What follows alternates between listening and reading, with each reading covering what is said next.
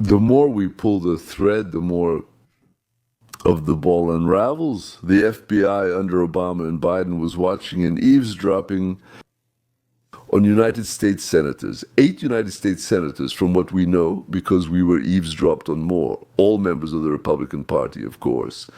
So this is a scandal. Well, another scandal. And if not of the century, then of the decade.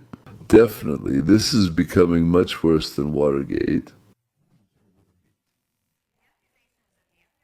The FBI spied on sitting Republican senators during the January 6th investigation. What do we know? Well, we're turning to Mark Meredith, who's joining us from the White House with the details. Hi, Mark. Good morning. Yes, of course. Good morning. Republican senators are outraged at the FBI after discovering their calls were checked during the January 6th investigation as senators tried to learn who these people were calling and from where. These reports just came out yesterday, and we're finding out who was the target of the investigation. Among them are Senator Lindsey Graham, South Carolina, Josh Hawley, Missouri, Tommy Tuberville, Alabama, and Representative Mike Kelly, Pennsylvania. A document recently discovered by the Trump administration and first published by Fox Digital shows that the FBI obtained the phone records of these lawmakers several years after the January 6th attack. Politico notes the investigation only got call recipients, durations, and dates, not call content. The request for this information was approved by a grand jury. This was all linked to the FBI and special counsel Jack Smith's probe into alleged efforts to overturn the 2020 election results. President Trump was charged, but he was not convicted in this case. The code name for the case was Arctic Freeze. Lawmakers, as Aisha mentioned, will have a lot of questions about this, about why it was allowed, and are also considering next steps to hold the FBI accountable. That is, members of Congress from both. Suddenly, they found out who they were talking to, when, how long they talked. All of this was handed over to the FBI and the special prosecutor, accordingly, what's his name, Jack Smith, by decision of the grand jury. So everything seems to be legal. But none of them, none from the grand old party, none from the Republican camp, let's say, were informed about this. I don't know how Grassley wants to handle this. I'm not going to get ahead of things, but I'm telling you, this is a serious situation. We'll have to figure this out. We haven't heard from the former special prosecutor yet, so it will be interesting to see if he comments on this later. We're also hearing from President Trump today. Dana. He says Jack Smith seems to be caught red-handed. Dana, all right. Mark, thank you very much. Let's welcome our colleague Will Cain, host of The Will Cain Show at 4 p.m. Eastern from Texas. Good morning, Will. Josh Hawley is one of the senators listed, and we'll speak with him next hour. Here's how Ron Johnson explained the situation. Watch this. This should shock and outrage every American. Honestly, by now it should be obvious to every American that it's not the Republicans who are threatening our democracy, but President Obama, President Biden, and the radical left who have served and supported them. This is outrageous. In the end, the president's re-election led to the case simply being closed, and it stayed there after his victory. What do you think about this, Will? What do you think will happen next? Bill, I think if they did this to a Republican senator, to a dozen Republican senators, imagine what they would do to an ordinary American. This isn't just a talking point. Consider it. No matter how you feel about any of these individual Republican senators, this represents about 20% of the Republican Senate. These are elected officials. People in their state choose them to send a representative to the United States Senate. They're being investigated. I think this attack reflects not just on the Republican Party, but also on the American people. We learned about the power of projections from Bill and Dana, and I think we've understood that deeply over the past decades. When you accuse someone of a certain sin, it's almost biblical that you are the one committing that sin. For over 10 years, we've heard warnings about authoritarianism and tyranny. And if that doesn't fit the definition, then I don't know what does. Going after your political opposition, targeting half of America, is an attack on Americans. Investigating them is the hallmark of an authoritarian government. I want to confirm what was said above. So, Julius Caesar, he was killed by Roman senators who claimed they were killing him because he wanted to become emperor. Before that, there was the Roman Republic, but he wanted to turn it into an empire.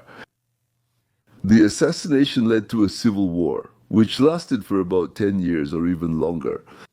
And as a result of the end of this civil war, the Roman Republic became an empire. Those who killed Caesar wanted to create an empire themselves, but they blamed their rival for it. The Democrats want one-party rule and punishment for those who disagree with the party line. And for years, for decades, they've been accusing their opponents, in other words, the Republicans, of wanting to put an end to democracy. You know, it's like the thief shouting, "Stop thief," pointing at a completely unrelated person, just someone passing by. Stop thief, thief, stop. Why are a dozen Republican senators under investigation? Why are you tracking their calls, the duration of their calls, who they called, and what connection they had to January 6th? These Republican senators, show me the documentation. Did they, during your investigation, organize, support in any way, provoke, or incite what they called a threat to democracy, which ultimately became the January 6th riot? Because I think that fits the definition of a threat to democracy. Well, by the way, why did the FBI need to know who the senators were talking to and what they were doing? We're building a model of the connections between the Republican Party leadership and those who support and finance them. We're determining who they spoke with, for how long, when, what was happening then, and which topics were discussed. And it looks like they were trying to create an enemies list. Well, just in case, which always comes up when it's needed. The reason the FBI got these phone records and can conduct this analysis is because Jack Smith got a subpoena to obtain them. Then the FBI takes them, analyzes them, and sends them back to Jack Smith. Arctic Frost resembles an investigation into the FBI's enemies list, which began in 2022. This is due to the great work of Senator Grassley and Kasha Patelli, who shared these records with the American public. They open up and say, so let's look at everyone who challenged the 2020 election as part of a big conspiracy. The FBI turns to Jack Smith. Jack Smith goes and gets grand jury subpoenas. They bring in phone records, and before you know it, the FBI starts tracking every phone call that was made. 8 senators and 1 member of the House of Representatives, all of them Republicans. This is really a troubling, I think, example of how the deep state operated under Joe Biden. The FBI and Department of Justice collaborated to spy on and invade the privacy, conversations, and data of Republicans. Arctic Frost now has an extremely high price. I think it's one of the highest prices I've ever seen. The investigation involved 92 groups, including Charlie Kirk's group, a president and a vice president. Joe Biden gave their seized phones to Jack Smith. Now, 8 senators and 1 House member. One of the biggest raids in search of a crime. It doesn't look like they found it, but they were definitely looking for a crime. It's like a raid on an enemies list. Many people I speak with in the FBI are very concerned, but also say they knew about this in 23 and 24. They told me they had a bad feeling about it. They didn't know about the list of 100 Republican organizations that were the target of the investigation. Jack Smith's Arctic Chill. We wouldn't have learned about this without whistleblowers. I don't think Dan Bongino or others in the FBI know where all the records are. They still don't. They're not getting full cooperation, but what happened is outrageous. Let me give you a timeline. I think you already have the FBI document that shows the number of members of Congress who were targeted to be presented. Representative Kelly and Senators Graham, Haggerty, Hawley, Sullivan, Tuberville, Yassam, Lummis, and Blackburn. This memorandum is dated September 2023, just to put everything in context. The raid on Mar-a-Lago took place in August 2022. Jack Smith announced charges against President Trump in August 2023. So that's almost 2 months later. They're casting this net. This is a phishing expedition against members of the Senate and the House of Representatives. Again, I'm investigating this together with Senator Grassley. That doesn't surprise me, but it should shock every American. That means they started wiretapping them after they had already finished the Trump case. And supposedly in connection with this case related to January 6th, 2020, someone got the idea to use the pretense of investigating Trump, which had already ended, to request from the grand jury the right to investigate the activities of senators. I don't know what the grand jury told the expanded panel of jurors, and we don't know. Now they're just going to start digging up all this information from the ground. So this is major corruption being uncovered within the Obama and Biden Department of Justice and the FBI. And I'll probably hand it over to Senator Haggerty, who, is one of those people. None of us were the subject or target of this investigation. There is no reason for this except phishing, which should outrage and shock every American. Senator Haggerty. This revelation happened this afternoon. My colleagues and I, all of us by the way, Republicans, found out that we were investigated by this FBI under Joe Biden, which I believe was led by Jack Smith and his predecessors. This is not the first time this has happened. Senator Johnson just mentioned it. I served on the Trump transition team at Trump Tower in 2016. Senator Blackburn was then the vice chair of the transition committee, as were probably a dozen or more members of Congress. Just think, the Obama FBI was watching all of us back then. This corruption runs very deep and has gone on far too long. And It happened here again, and they're reviewing our records in 2023 sitting United States Senate members. The only thing we share, the only commonality here is that we're all Republicans. Yes. they went against us. This is very biased. The FBI's corruption must be stopped. Thank God we have Kash Patel and Dan Bongino. This needs to be resolved. It must be allowed. It has to happen today. If it weren't for the informants, by the way, who came to the Senate to Senator Grassley, we would be in the dark. And how many more are still in the dark? Is there more to come? What we do know is that the FBI under Joe Biden and under Barack Obama was carrying out activities they had no authority for. And as Senator Haggerty mentioned, we know what they did in 2016 with Trump's transition team. And now we find out that after the raid on Mar-a-Lago, after President Trump was indicted, they're watching us, the people who support President Trump. Members who are all Republicans. But this shows just how out of control the FBI has become, how rotten to the core and politicized it is, and how they had absolutely no problem with political use. We appreciate the information we received today. We look forward to further investigation on this matter. Goodbye for now. They haven't started arriving in Black Marias at dawn and arresting people yet. But we've already moved down the road toward the KGB and the gulags. We've made very serious progress in that direction. Frost. The second document is a list of Republican groups and individuals targeted by Arctic frost, including Charlie Kirk's group Turning Point United States of America. These documents show the political use of the Biden administration against Republicans. Senator Holy? Thank you, Mr. Chairman. Attorney General Bundy, welcome. I listened carefully as my Democrat colleagues repeatedly voiced concerns about prosecuting political opponents and accused you of various things, and the current president. I also heard them say, and I just wrote it down to make sure I heard it right, I heard them say that Joe Biden has never prosecuted his political enemies. Joe Biden has never instructed his attorney general to prosecute his political opponents. These That's interesting because I could have sworn that yesterday we found out that the FBI was tapping my phone. Let's see, we have a list. They tapped my phone, Lindsey Graham's phone, Marsha Blackburn's phone, and tapped 5 other United States senators' phones. You know, that really feels like persecuting political opponents, and yet I haven't heard a word from that side expressing any concern. Today we only have certain concerns, but no concern at all about the Department of Justice wiretapping sitting United States senators, because who knows why they don't like them? They're members of the opposition party. They're Republicans, they're conservatives. You've seen this document, Attorney General Bundy. What was going on here? Who ordered this? Who ordered the wiretapping of United States senators' phones?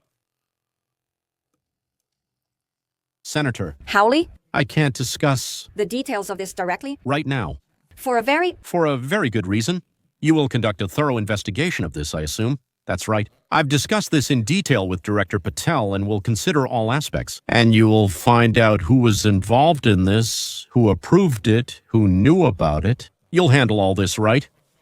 Yes, and I discussed it with Director Patel, who also plans to. Well, I can tell you we already know many of the details. We already know that this was directly ordered by Special Prosecutor Jack Smith, who reported directly to the Attorney General of the United States, Merrick Garland. And we know that Jack Smith was conducting this witch hunt because he was assigned to do so by the President of the United States, Joe Biden. Let's just remember, let's take a walk down memory lane. April 2nd, 2022, The New York Times. Garland faces growing pressure. The Times writes, back at the end of last year, that would be 2021. Jen or Biden you trust. Garland told his closest circle that he considers former President Trump a threat to democracy and that he should be held accountable. It goes on to say that Garland, that is Biden, was disappointed with Garland and wanted him to take decisive action against Trump. That's the point. Trump was a private citizen then. So he appoints his own hitman, Jack Smith, who goes after the president, the former president, who goes after members of this body. You know what really strikes me? It's that it didn't stop with members of the United States Senate. Yes, Attorney General Bondi did that. It definitely didn't stop here. This is as outrageous, if not more, than wiretapping United States senators. You've seen this memorandum before, but let's look at it again. This is an FBI memorandum from the same period, I'll add, from the same period when the Federal Bureau of Investigation was trying to recruit informants in Catholic parishes in this country. So you have an administration that is activating the FBI against its political opponents and wiretapping the phones of United States senators. May I just repeat that for my colleagues? For the benefit of my colleagues. On the other side of the table, wiretapping the phones of United States senators. This is not a hypothetical situation. This is not something you might do in the future. This isn't an, oh God, can you imagine such a situation? This happened.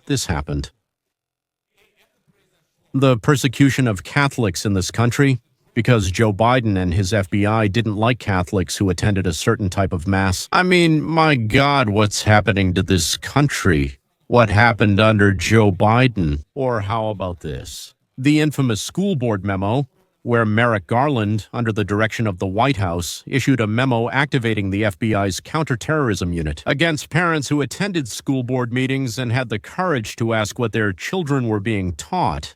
And some of those parents were treated that way. Let's remember how parents were treated. Treated like this man. A parent at a school board meeting, I think in Virginia, who was dragged out of the meeting. He's bleeding, you can see it. And what was the reaction of the Department of Justice and the FBI under Joe Biden? To issue a memorandum stating that such people should be investigated by counterterrorism units. And incredibly, they really were investigated. They were. Or how about this? Remember Mark Houck and pro-life supporters who faced persecution for what? For going to a clinic, an abortion clinic, and praying on the sidewalk outside the abortion clinic. Here's Mark Houck and his family at the scene. This man, under the direction of Joe Biden's FBI, faced an FBI Special Weapons and Tactics team coming to his door early in the morning when his wonderful children were there, terrorizing them with weapons at the ready. Then he was arrested and brought to trial, and fortunately the jury acquitted him. That's what was happening under Joe Biden. United States senators were being surveilled. Former presidents, political opponents of the president at that time became targets, were persecuted. Opponents of abortion became targets, were persecuted. Catholics became targets, were persecuted. 92 conservative organizations were put under surveillance, targeted for possible prosecution. I don't know. KARTP Russia weapons. Attorney General Bandy, is that a fair description? Senator Hawley, this is the highest form of weaponization, and the weaponization under Donald Trump ended. It ended. Carmet Killen leads our Civil Rights Division, and she is doing an incredible job. Parents will no longer be persecuted, and parents who care about their elementary school children not reading a book about transgender issues will no longer be persecuted. And they will no longer be told that they can't have any influence on their children's education. That ended under this administration. Gentlemen. It's astonishing, but everywhere you look, there's rot, lies, corruption, and betrayal of the ideals of our great country. It's easy, instantaneous in itself. How can that be? Whether it's Watergate, Whether it's what J. Edgar Hoover did in his time at the FBI, spying on many public figures, Robert F. Kennedy, Martin Luther King, John Fitzgerald, Kennedy, anyone. And I just have to say that what we now know has happened over the past 4 years under this administration surpasses all of that. It surpasses everything, not just due to interference in the legislative branch or disregard for separation of powers, not just due to the blatant disregard for the First Amendment, but also because ordinary Americans who can't afford lawyers or a defense don't know what to do when the FBI knocks or arrives with a special weapons and tactics team. It's a disgrace and a stain on this country's history and conscience, what this administration has done over the last 4 years. So, here's what I think should happen. Madam Attorney General, I believe we need to appoint a special prosecutor whose sole responsibility will be to get to the bottom of what happened in each of the cases I mentioned. I think we need to know exactly who approved the wiretapping of United States senators who knew about it, and which agents were involved in the Department of Justice or the FBI. I think we need to know exactly who approved the Catholic memo, the espionage memo, who was involved in it, and how far it went. I think we need to know exactly who authorized the persecution of Mark Kauk, who terrorized pro-life supporters and the deceased. I think we need to know. And Mr. Chairman, this committee needs to hold oversight hearings. We need to hold thorough hearings about what has happened over the past 4 years and about this abuse that has just been revealed, because we have to make sure this stops. As you just said, Attorney General Bundy, we have to make sure this stops. And looks like there will be a special prosecutor, much like during the Trump investigation. This will likely delay the case for at least a year, possibly 2. But on the other hand, it will bring out of the woodwork everyone we don't know about today. But we can only guess that they definitely exist and who they are. That's what we need to find out, because as soon as a special prosecutor appears with unpopular possible punishments, they followed orders and now face punishment. So, the subordinates who carried out the orders will want to turn in their superiors to avoid taking responsibility. That's normal, it's human as it should be. If he set me up, then forget him. Gentlemen, you can't even imagine how much worse this is than Watergate. It's like 33 Watergates. Here you go. A group of burglars from the Republican Party went to bug the Democratic Party, right? And what about the thousands of participants who, whether by their own will or by orders, broke the law, the Constitution, and all their morals, if they had any, principle? This is a scandal on the level of an atomic bomb explosion inside the Capitol. It hasn't reached the consciousness of Americans yet because it just happened. I mean, the seriousness and vileness of this story. The cleaning of the Augean stables by Heracles is nothing compared to what Trump's team has to do now and what they've uncovered.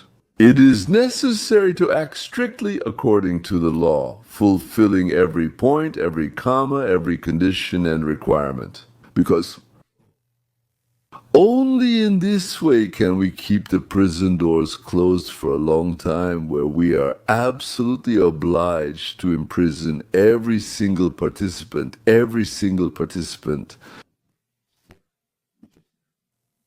See you.